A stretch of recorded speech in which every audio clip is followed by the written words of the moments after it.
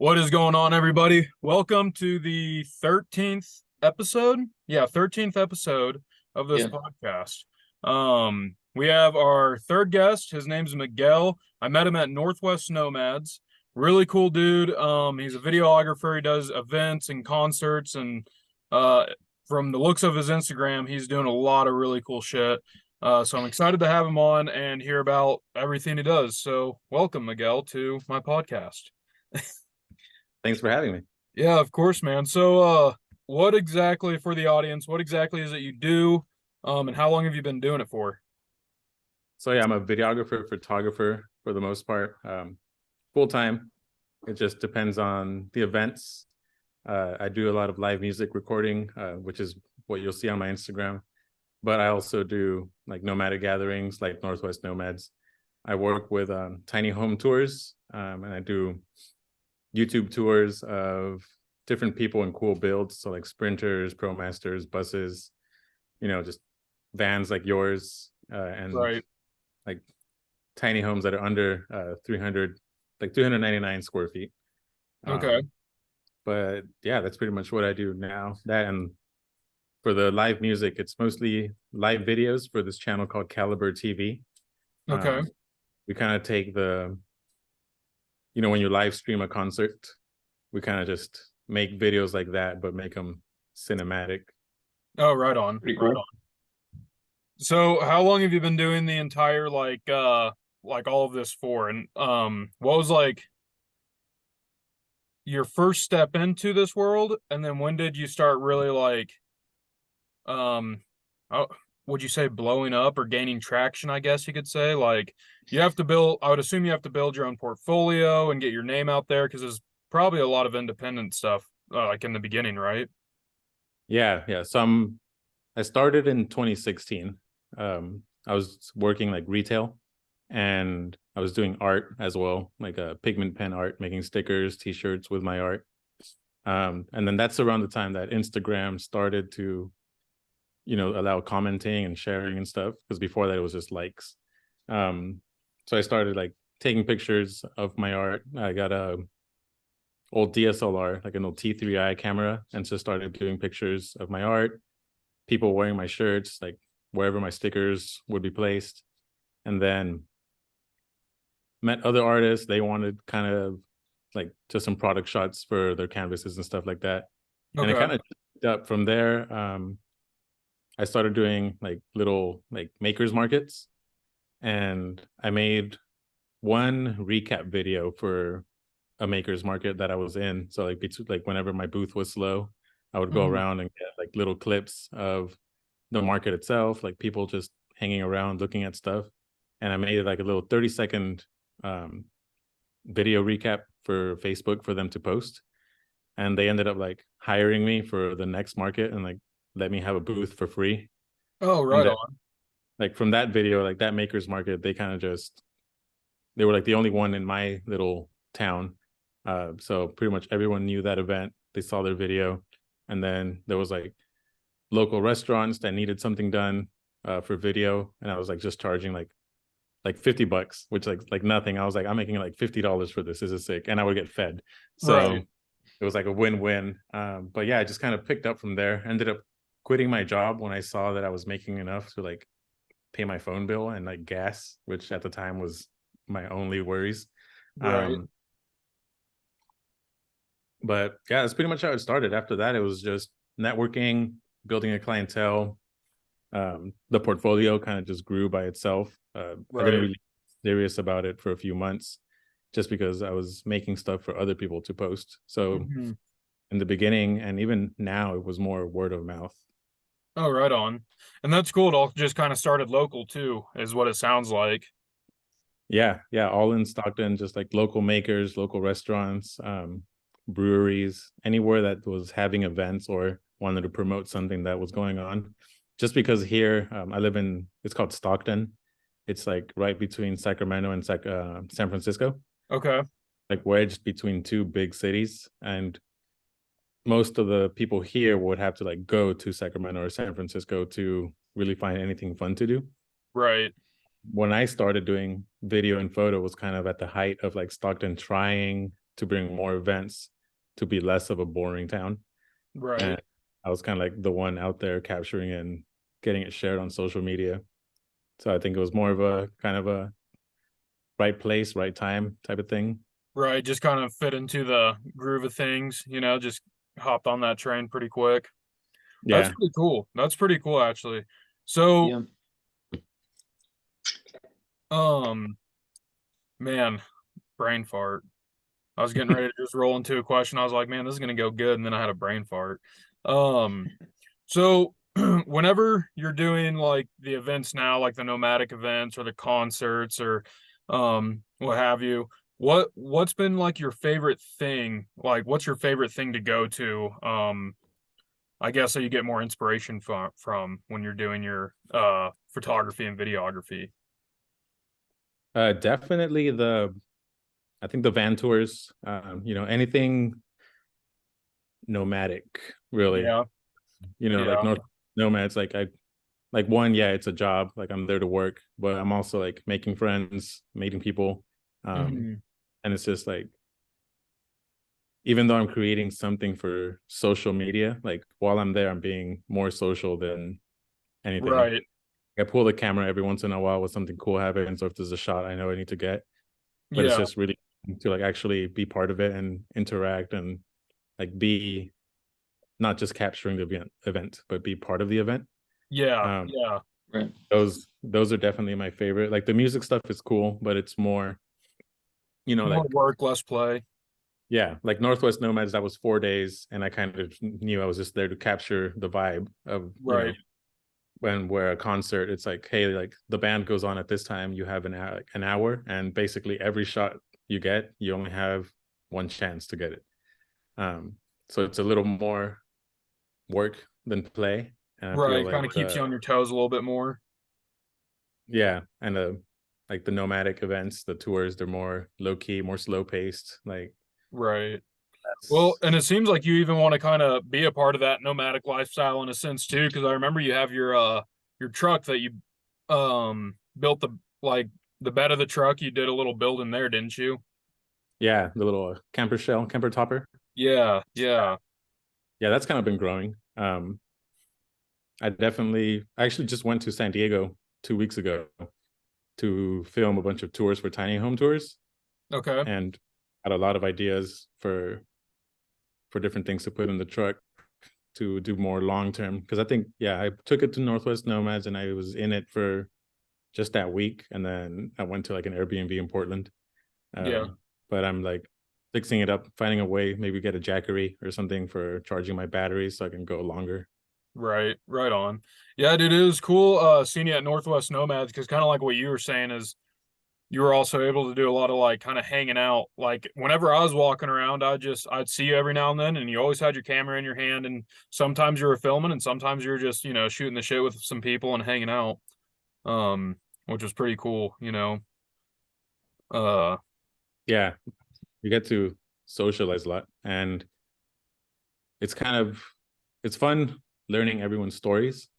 You kind of want to film everything, and like especially in like nomad life, like everyone has a story. Like no one just kind of ended up there. Like there's always something that drove them there, whether they right. know it or so it's nice just talking to people.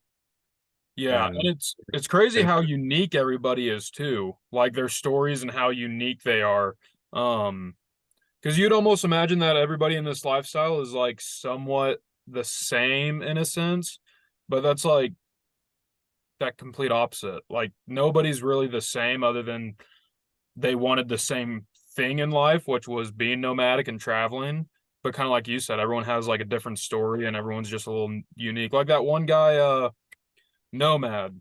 He's dressed oh like yeah, a pirate, and he's every day you see him, he's just dressed like this pirate, and he has his dog named was it like Ghost Pirate or something like that? Or pirate dog.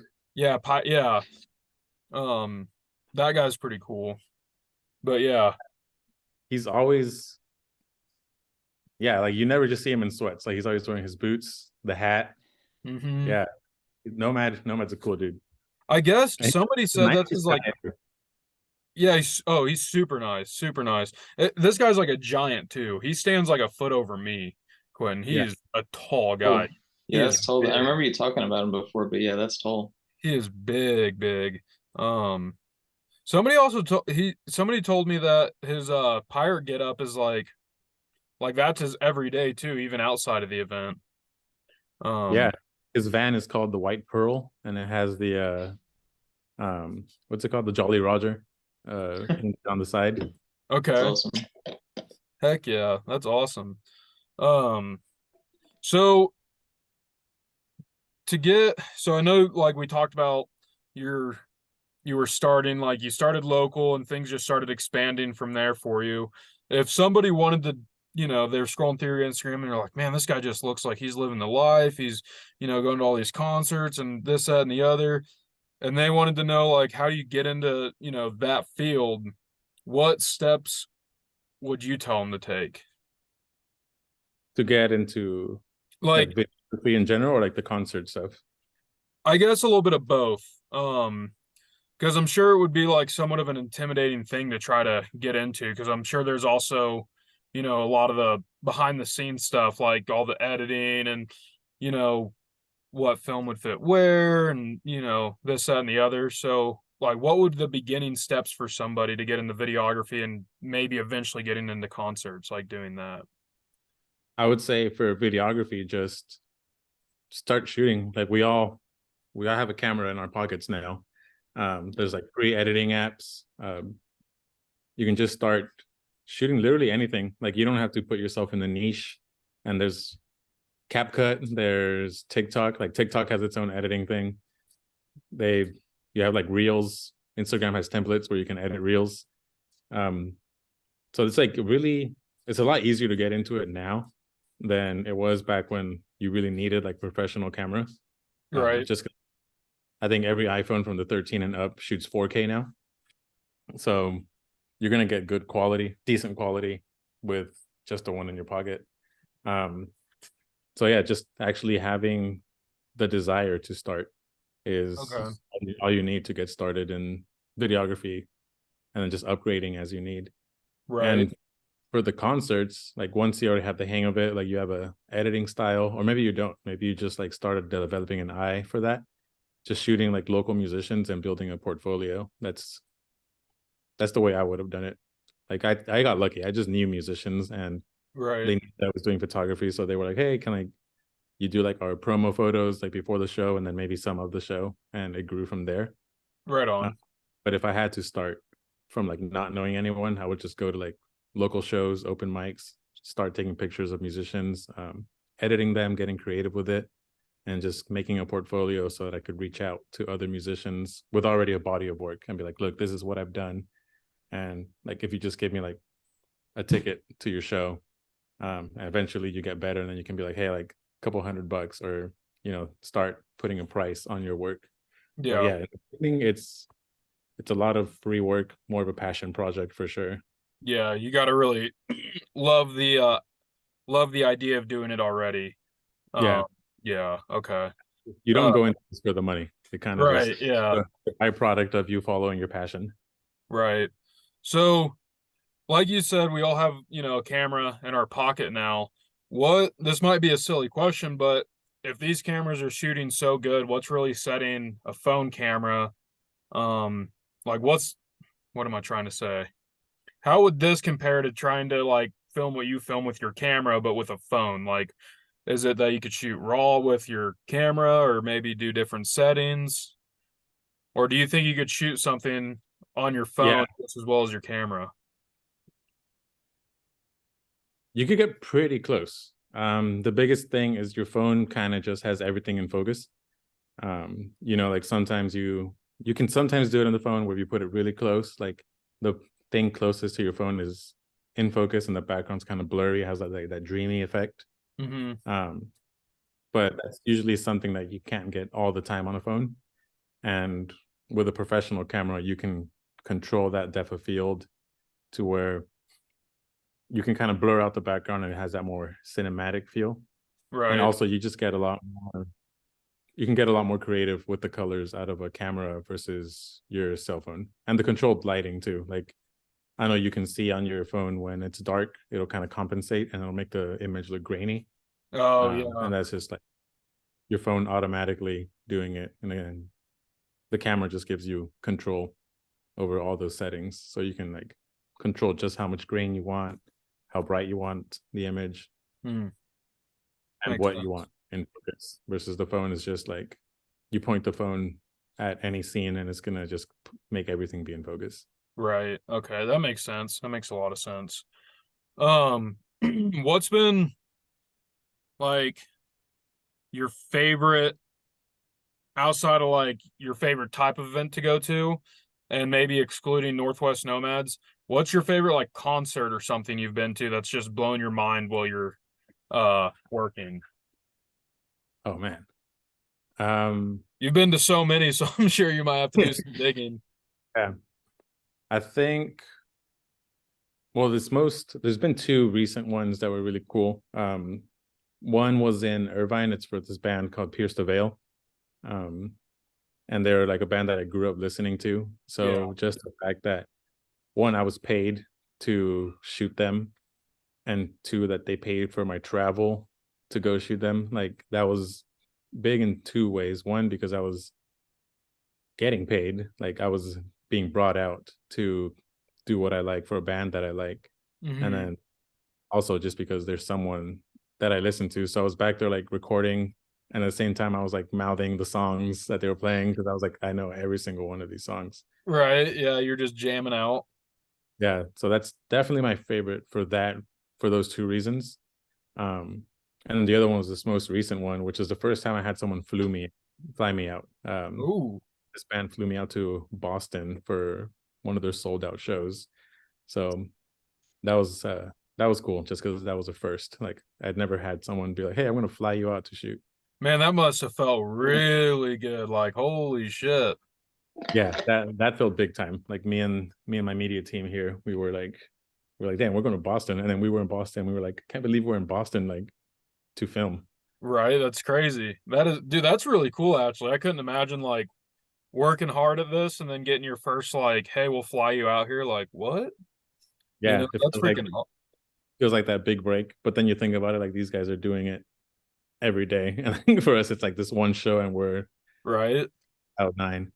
That has to be like, that has to put just a little more extra, like, motivation in the tank, too. Like, okay, well, now how often can I get flown out, you know? Yeah, yeah, definitely put us in that mindset of all right, how do we do it to where this is normal? Like Right. Right. we're yeah, we fly out tomorrow, come back, and then we're flying again next week. Like Yeah. kind of Man, that's freaking awesome. That's made incredible. the, made the creative juices flow a little Yeah. more. Do you have any like crazy stories from like any of your jobs you've done, like crazy things you've seen happen like on stage or in the crowd or something? Not really. They've all been pretty tame. I do a lot of weddings. Um, Okay.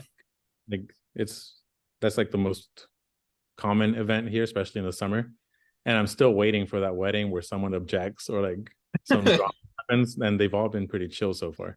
So Oh I'm a my goodness. little bit disappointed. You know, movies kind of show us weddings, and there's always something crazy happening at weddings, and mine have all been pretty chill, which is good for me and good for the couple. You know, but Oh yeah. But like in the back of your mind, you're like, I need a little bit of action here. yeah, we need some drama. Man, what would you do if you were just filming a wedding and you just hear, I object? Would you just like drop your camera with your jaw dropped? Like, I'd keep rolling. oh my goodness, dude, that'd be crazy. Like it is a movie scene, somebody running from, the back of the aisle down. I object. I'm in love with you. Yeah, like that's what I've been waiting for. The closest thing I've gotten to that was 2 months ago. I was supposed to film a wedding, and I was getting ready. I texted for like confirmation, and the person that I was shooting it with, they were like, "Oh yeah, we don't have to do that one anymore. They broke up." And I was like, "Oh man!" And they didn't do it like on the day of the wedding, so we could record it and get some drama. Like they had to be normal and do it beforehand. Um, oh shoot. Dang it, I lost another question. Good Lord, dude. I swear ADHD brain just like ruins it. It's also pretty late for you. Yeah, it's 5:45 right now for me. I'm Oh, in I'm in Bluff, kind of in Utah, kind of by Mexican Hat. Okay, so Mountain Standard Time, like an Sure, hour. Yeah. Yeah. I think that's mountain. something like that. um, man, what was I gonna say? Man, ask Quentin. This happens all the time. I'm like, I have a question in my Yeah. head, and then it just disappears as soon as I go to spout it out of my freaking mouth. Yeah, Um, no, I was gonna jump into fill in the gap here, but to be honest, you've asked most of the things I was gonna ask. So oh really? yeah, I'm at a loss here too. Oh man, Miguel's probably just like, come on, guys. You asked me on your podcast. You're not even prepared. Happens all the time too.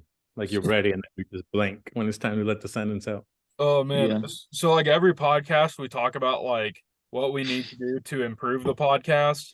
And Yeah. then like I have my own conversations with myself about what I need to do to improve the podcast. And it's like do a call a day ahead of time to line out some questions to keep stuff organized. And then I never do it. I just never do it. The time sneaks up on me and I just lose track. I need better organization skills is what I need. It's honestly become like a segment on the podcast where we just talk about what we're gonna do for the next one. Yeah, right. It never happens. Oh man. This podcast is gonna hit big one day. We're gonna be like 300 episodes in and still doing the same shit. Yeah, you need to get a notebook. Yeah, exactly. Exactly. Well, I did step up the game a little bit. I downloaded a calendar app that's shared with Mhm. Quentin so I could put all the guests in, and that's about the most organization I've done so far. That's not bad for on the road though. Yeah. Like Yeah. for my San Diego trip, and even for Nomads, like I had like no organization. Like when I got back to Stockton after San Diego, and when I got to the B&B in Portland, and it was time to like get back into normal, like a normal schedule, Yeah. I realized just how unorganized I got after just like a week or two on the road. So Oh yeah. I can imagine. It's so easy to lose track of time too, because like when you're on the road, you're really not paying attention. You're just kind of having fun, and checking stuff out. Like you'll forget what day it is. You won't pay attention to the time. So it's kind of tough, but no excuses. No excuses. Okay. Um, gotta work your dog on was like, what's happening? it. Rex is like, what is that? Yeah, his head just popped right up. Yeah. Oh my goodness. Um, You know what's bad is I have a notebook sitting right here and I haven't even opened it once. I could have been using that this whole time. oh man, do you have any questions, Quentin? um no, like I said, I think you've asked a lot of what I was gonna ask. I've been trying to think of one, but How long have you been working with tiny homes? oh yeah. That's just this year. I actually this was my second Northwest Nomads. Yeah. I did it last year too. I did the recap video, and I met John Luke from Tiny Home Tours there. Okay. And we followed each other on Instagram, and he saw that I did like video work, and I think he just reposted that they needed an editor for some social media stuff. It's like back in, I want to say December, so almost a year now. Oh wow. And I replied to him. He kind of put in a good word for me, so I was doing that for a little bit, and then when the founder of the channel saw that I did video too, that's when he brought me on the team as a videographer too. Dude, that's freaking cool. Yeah. Yeah, so it'll be a year in January. So again, just networking, like Yeah. It's really cool that like your field of work has such a wide variety of things that you could do also. Like you're not just doing weddings or concerts. You could spread out and do like so many things. Like work for you is like unlimited pretty much, right? yeah, there's so many little niches that you could go into just Yeah. because with YouTube, with social media, like everybody needs a photo or a video, especially video, right? Like the way things are going right now. I feel like for a while photo was a big thing, and now like short form content or like just video content in general. Oh yeah. Okay, so Need a video at some point. let's say I'm in this small town. I'm hard for money. I'm like, I need to make a few bucks. I find an old diner, right? And I'm like, hey, you guys need some better advertisement because you have crappy pictures of whatever. Obviously, I wouldn't say that, that would probably not work out. But like, what would you do or say to like just walk in and say, "Hey, let me do some video for you or some photography for you." Is there a way that you could go in and try to convince them to let you do that? Or like, have you ever done that where you just walk into a restaurant and like, I've done that twice. Um, one was for a local coffee shop here. I was kind of just like, hey, like they were opening up, so that was kind of like something that I knew that they would be needing because the grand opening was coming up. They didn't have any social media content. So I kind of just went over there and I was like, hey, like, let me take like some photos of your drinks or of your grand opening so you guys can post and we'll do like a trade. So it's like they didn't even pay me. I got like a $50 gift card for them. So okay, it kind of works out, they're still making the drinks for cheaper than they sell them for. So it's like they're paying less. They're paying me the amount that I would have charged them in gift card money, but they're actually saving money on the back end because the ingredients are actually less than what they right, sell. So I did that for them, and I did it a couple times actually. So it's like every time it was just like a $50 gift card, and those gift cards would last me a while. Like I would go in there, I would order like a coffee and edit, and yeah, sometimes while I was editing, like I would see a cool shot, so I would go and get a new shot. But yeah, like if that's something that you wanted to do, I would just walk into, as long as it's like a local diner, like obviously don't walk into a Denny's. And, right, but yeah, if it's like a local place and like just look up their social media, if they even have a presence. Most places now on their website, you can scroll down and you'll see the logos of like what they have, like Yelp, Facebook, Instagram. yeah, Just kind of see if it's something that you can do better and maybe tell them like, you don't even have to ask for money sometimes, you can just be like, hey, like if I like this is some work I've done, if you have anything to show, like if I take some photos for you guys to post, like can we trade it for like my meal or something. right, right. Well, because man, I got a pretty nice camera. I have a drone, and I haven't done anything with either of them. You know, I, Yeah, I saw that most of your vlogs are on your GoPro. yeah, yeah. Yeah, I filmed basically all my vlogs on my GoPro because it's so much easier to walk around with, especially on hikes and stuff. I don't want to bring my I have a Sony A7 III, it's a decent camera.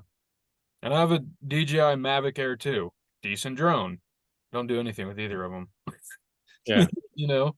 Uh, Um, Also easier to talk to a GoPro.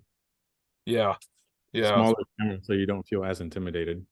That's the other thing too. Like if I'm ever in public, I don't look like that person with a ginormous camera. It's something I Yeah. can kind of hide. Um, but yeah, because I thought about that. I was like, man, I wonder if I just walked into a restaurant or something, like a local restaurant, and asked if they wanted some pictures done or some drone footage done or yada yada yada.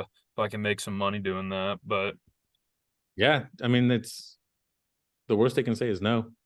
Like hey, when you have add this nothing. to my career list.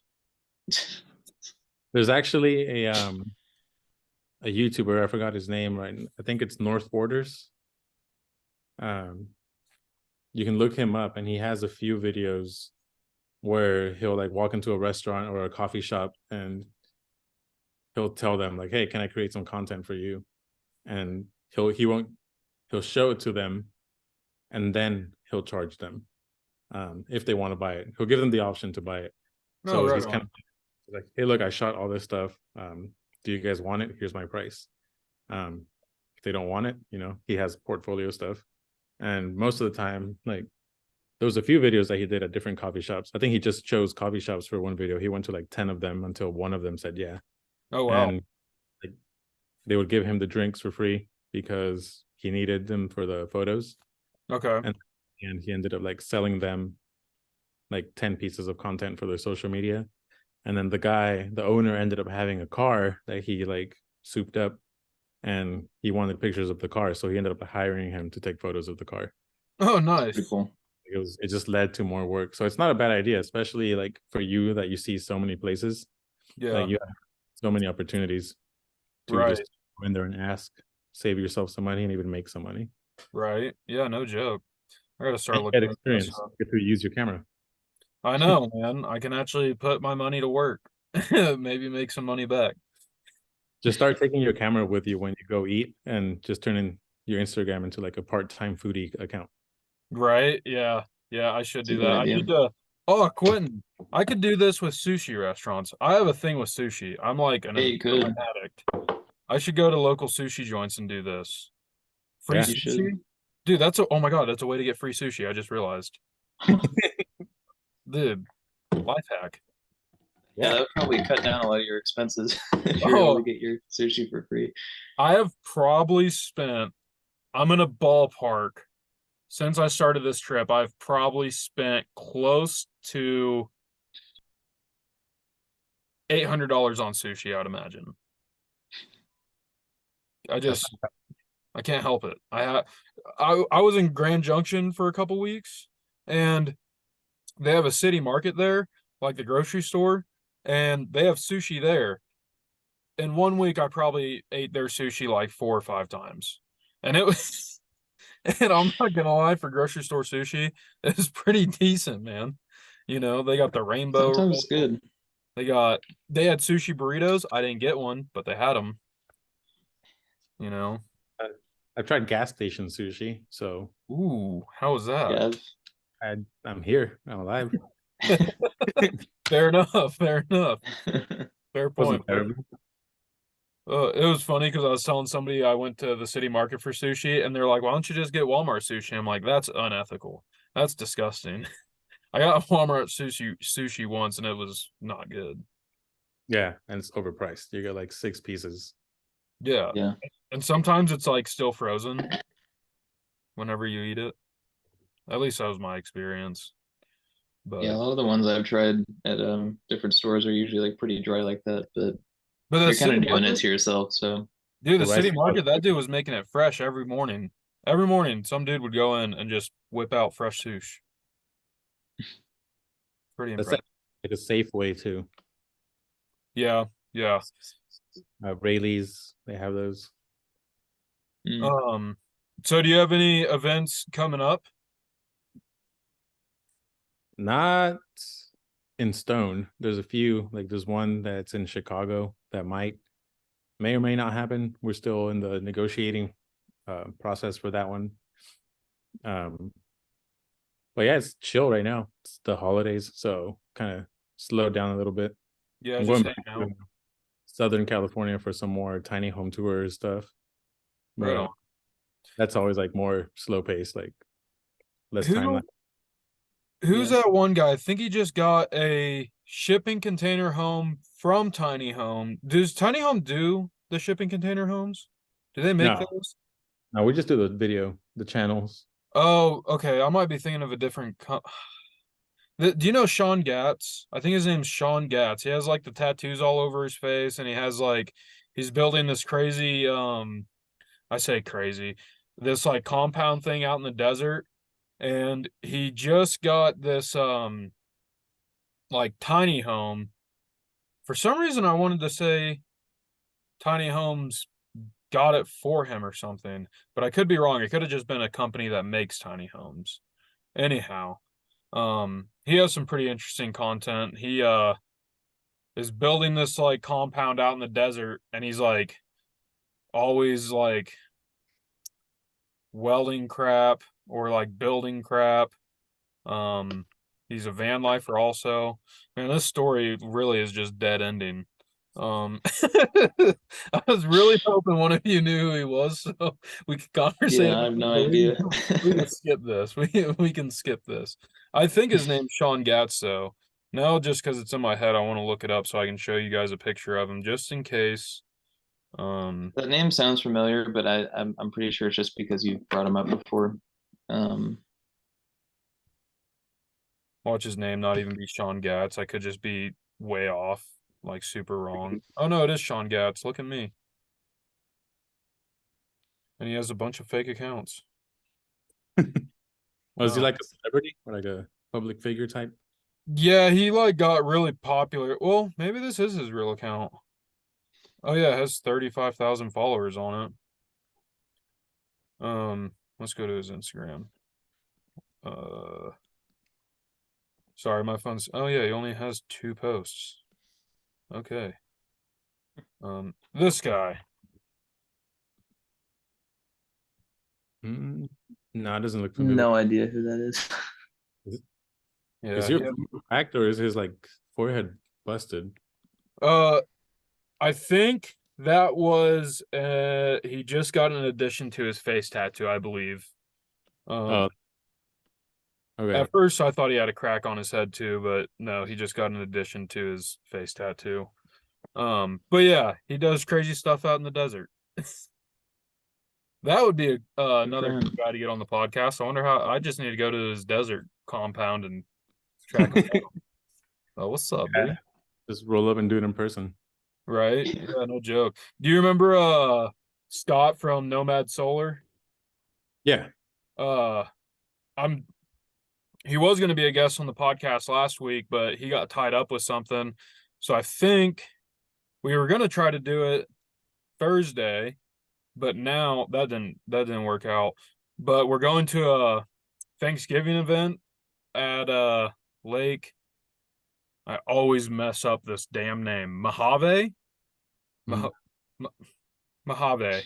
It's on the border of like Arizona and Nevada, maybe? Something like that. Anyhow, it's like there's gonna be like quite a few people, but he's gonna be there. So I think we're just gonna try to do the podcast there in person, which would be pretty cool. It'll be my first in-person podcast. Yeah. That's probably close to California too, right? Oh, you know what? Maybe it's on I think the so. edge of California. Hold on. Man, Yeah, my because we have geography is just not good. Lake Mojave Reservoir on the Colorado River in Dolan Springs, Arizona. Oh yeah, it's on the so it's like right above California on the border of Nevada and Arizona. Nice. Okay, yeah. Cool. Dude, you should try to go there if you can. I know that'd be like a stretch for you and you already probably have Thanksgiving plans, but It's not too far. I might be in the Joshua Tree area in December. ooh, So I'm like gonna near, yeah, near Havasu. yeah. Yeah, I'm excited to go that way and check it out. It'll be cool to get out there to maybe some more warmth because man, I've been freaking cold. It's been like 30 degrees in my area this whole last couple weeks. Yeah. Getting freaking Yeah. chilly, man.